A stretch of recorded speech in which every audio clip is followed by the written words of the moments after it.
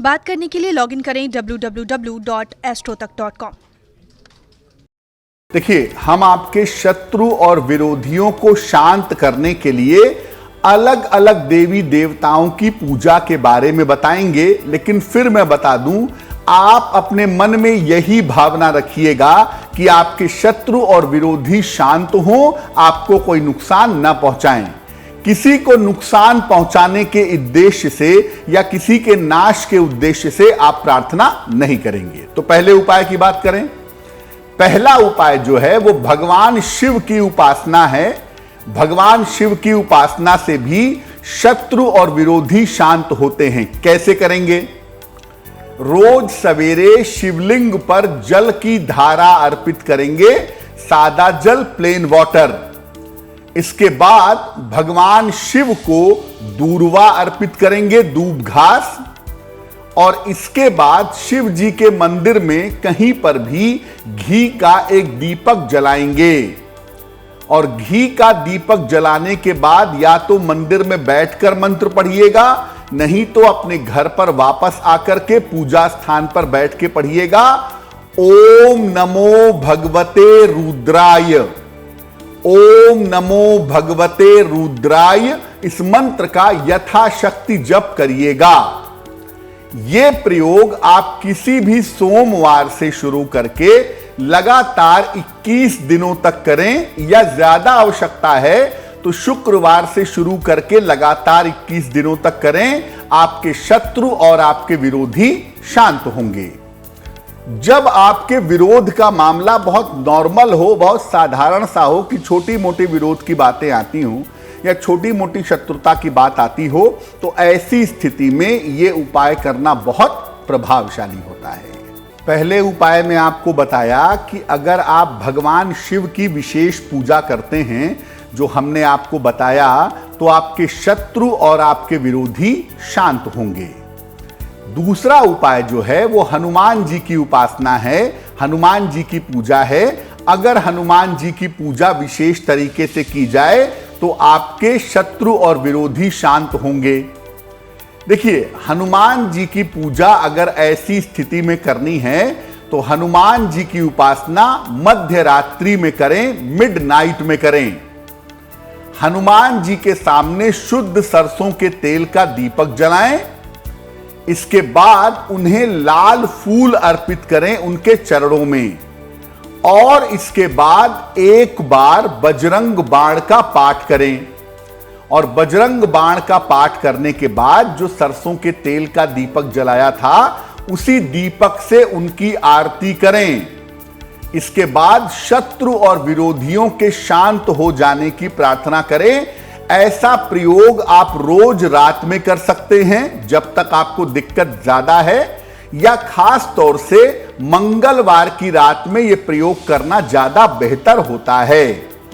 एक बात और समझ लीजिए, इस प्रयोग में जो महत्वपूर्ण है आपके लिए, वो बात यह है इस प्रयोग के लिए कि अगर जीवन का संकट हो या शत्रु विरोधियों की तरफ से मुकदमेबाजी जैसी, कोर्ट कचहरी जैसी समस्या हो, तो उसमें यह उपाय करना ज्यादा फायदेमंद साबित होता है।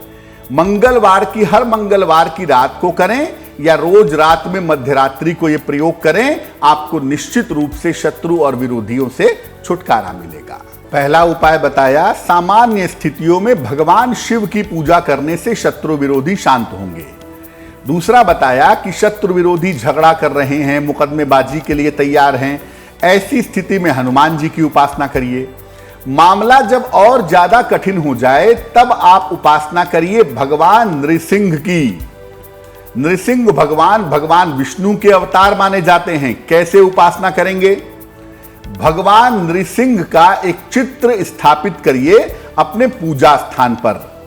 रोज गोधूली वेला में सूर्यास्त के समय भगवान नृसिंह की पूजा करिए। कैसे करेंगे पूजा? भगवान नृसिंह को एक लाल फूल अर्पित करिए और इसके बाद उनके मंत्र का यथाशक्ति जप करिए। जितना संभव हो उनके मंत्र का उच्चारण करिए, कम से कम 108 बार। मंत्र होगा ओम नृसिंहाय शत्रुभुज बल विदीर्णाय स्वाहा। ओम नृ नृसिंहाय शत्रुभुज बल विदीर्णाय स्वाहा। इस मंत्र का जप करने के बाद 108 बार आप प्रार्थना करिए कि शत्रु और विरोधी आपके शांत हों। जब आपके शत्रु और विरोधी इस सीमा तक पहुंच गए हों कि आपकी नौकरी चली जाए, आपके परिवार में कलह कलेश हो जाए, आपको आर्थिक रूप से भयंकर नुकसान पहुंचाने की फिराक में हो, ऐसी स्थिति में भगवान नृसिंह की पूजा बड़ी कारगर होती है, बड़ी इफेक्टिव होती है। भगवान नृसिंह का एक अति विशेष मंत्र है, उग्रम वीरम महाविष्णुम ज्वलंतम विश्वतो मुखम नृसिंहम भीषणम भद्रम मृत्योर मृत्यु नमाम्यहम। अत्यंत विशिष्ट, परम विशिष्ट स्थिति में इस श्लोक को भी पढ़ा जा सकता है, लेकिन सामान्यतः जो आपको बताया वो बहुत कारगर है। ओम नृ नृसिंहाय शत्रुभुज बल विदीर्णाय स्वाहा। इस मंत्र को रोज शाम को गोधूली वेला में पढ़िए और भगवान नृसिंह से प्रार्थना करिए। आपके शत्रु और विरोधी कितने भी शक्तिशाली क्यों ना हो, वो निश्चित रूप से शांत होंगे।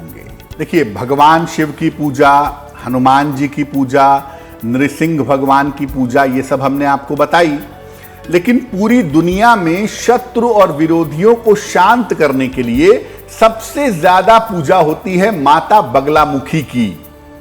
माता बगलामुखी की उपासना एक अत्यंत विशेष उपासना है। क्या तरीका है इनकी उपासना का? अपने घर में पूजा स्थान पर एक चौकी रखें और चौकी पर पीले रंग का वस्त्र बिछाएं।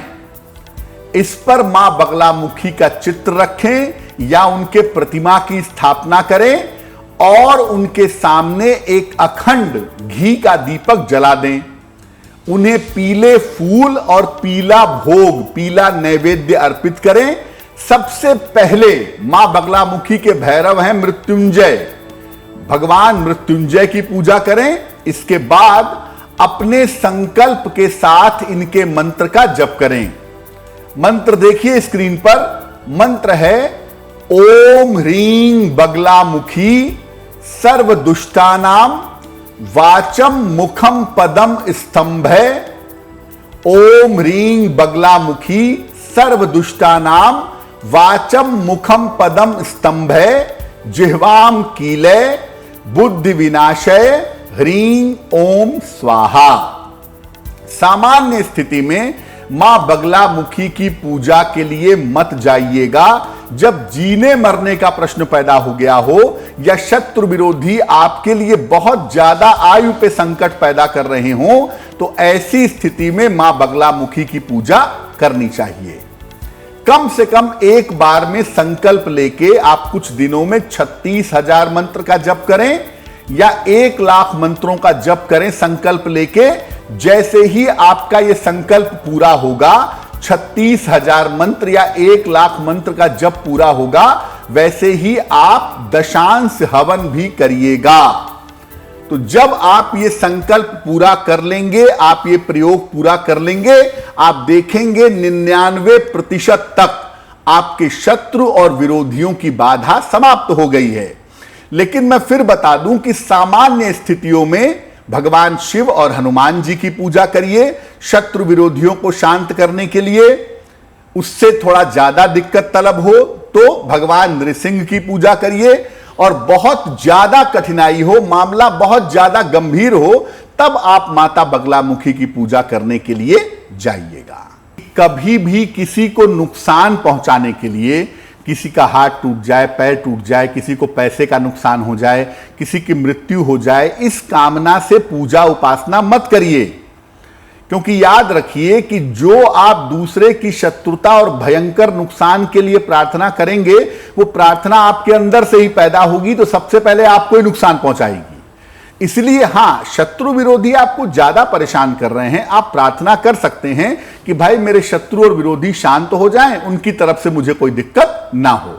लेकिन यह प्रार्थना मत करिए कि मेरे शत्रु विरोधी मर जाएं, उनका हाथ टूट जाए, पैर टूट जाए, उनको पैसे का नुकसान हो जाए। क्योंकि जब आप ऐसी प्रार्थना करेंगे तो यह प्रार्थना उनको तो बाद में नुकसान पहुंचाएगी, आपको पहले नुकसान पहुंचाएगी। दूसरा, मंत्रों के साथ ऐसी प्रार्थना करेंगे तो नुकसान और भी ज्यादा होंगे। हमारे शास्त्र कहते हैं कि किसी के बारे में बुरा सोचने की जरूरत ही नहीं है।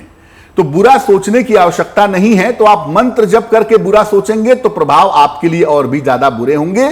इसलिए कृपा करके कभी भी किसी की मृत्यु हो जाए, किसी को भयंकर नुकसान हो जाए या किसी को बहुत ज्यादा दिक्कतें हो जाएं, इस प्रार्थना के साथ मंत्र जप मत करिएगा। इसके परिणाम आपके खुद के लिए भी बहुत ज्यादा बुरे होंगे। बिल्कुल ऐसी स्थिति कुंडली में होती है कि आपके कोई शत्रु और कोई विरोधी ना हो। थोड़ा बहुत देखिए, 100% विरोधी नहीं हो सकते, हाँ 1% आधा परसेंट यानी नॉमिनल विरोध हो सकता है तो हो। अदरवाइज बहुत सारे लोग इस दुनिया में ऐसे हैं, इनकी कुंडलियां ऐसी हैं कि उनका कोई शत्रु विरोधी नहीं होगा। उसको कहते हैं अजात शत्रु, पहली बात। दूसरी बात यह है कि जिन लोगों के शत्रु विरोधी नहीं होते हैं, आमतौर पर उनके शत्रु होते हैं उनकी बीमारियां या उनका हेल्थ, यानी उस वाले हिस्से से ही प्रॉब्लम आती है। क्योंकि हमेशा इस बात को याद रखिए कि जो ग्रह या जिस भाव से आप बीमारियां देखते हैं उसी भाव से आपके शत्रु भी देखे जाते हैं। तो बैलेंस का तरीका यह होता है कि अगर आपके शत्रु विरोधी नहीं होते हैं तो आमतौर पे आदमी लंबे समय तक बीमारी का परिणाम झेल लेता है। तो शत्रु विरोधी ना हो ऐसी स्थिति जरूर हो सकती है, लेकिन उसके तरीके थोड़े बदल जाते हैं। दूसरी बात यह है कि बृहस्पति को मजबूत करके आप निश्चित रूप से अपने शत्रुओं विरोधियों को हमेशा शांत रख सकते हैं। अगर आप सलाह लेकर के पीला पुखराज पहने तो उससे भी आपके शत्रु विरोधी शांत होंगे।